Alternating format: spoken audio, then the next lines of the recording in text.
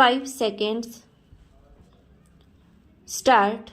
The Textile Inquiry Committee says that we are getting much less cloth than we had even under a foreign government in the year 1938-39. Stop.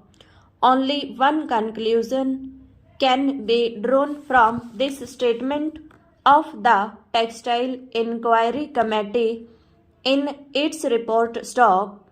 I have great respect for his intelligence and I know that the meaning of the report will not have been lost on him. Stop. What I was saying was that Indo-Pakistan trade is very important. Stop.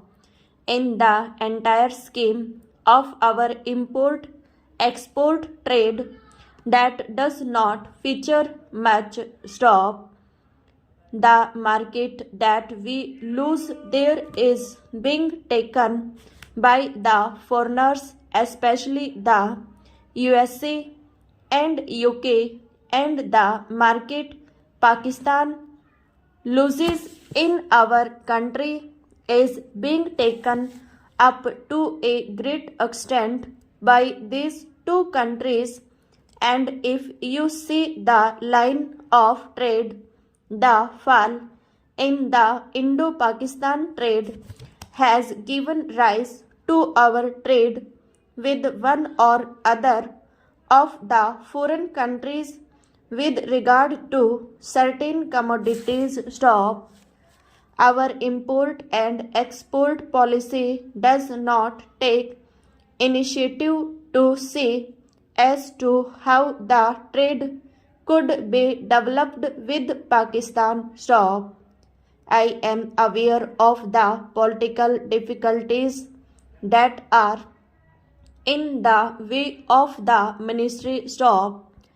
At the same time, it is the duty of the ministry to take initiative and bring home the fact that unless and until we put our trade between these two countries where normal and natural economic ties have been disrupted on a proper footing, there will always be disadvantages on our side and certain other interlopers will come in and take advantage of that situation in order to ruin our economy, and that precisely is what is happening today if you carefully look into the developments in that connection. Stop. Stanza.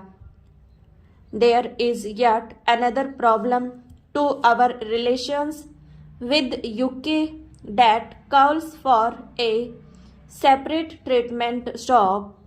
In the old days, the home ministers and their leaders and their camp followers were all complaining against the preferential treatment that was then called imperial preference. The various agreements that were arrived at unilaterally for fleecing India's economy. Stop.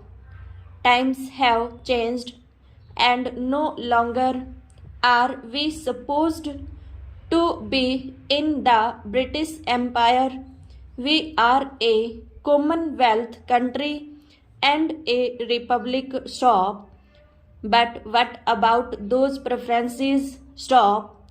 Have they all been abolished? Stop. Who are deriving all the benefits out of them? Stop. That is a point which needs clarification. Stop. Whenever we raise that point, we are told that we are deriving more benefits because of these preferences than the United Kingdom, but whenever we read their papers, their London Times, economic section, and all other papers emanating from the city of London, we find that they tell their own people that they are happy, that they are having this kind of relationship with us, and they are gaining by such preferences shop. Now are we to understand that we are both gaining as a result of these preferences stop? I don't think so. Stop. The position is not at all so. Stop.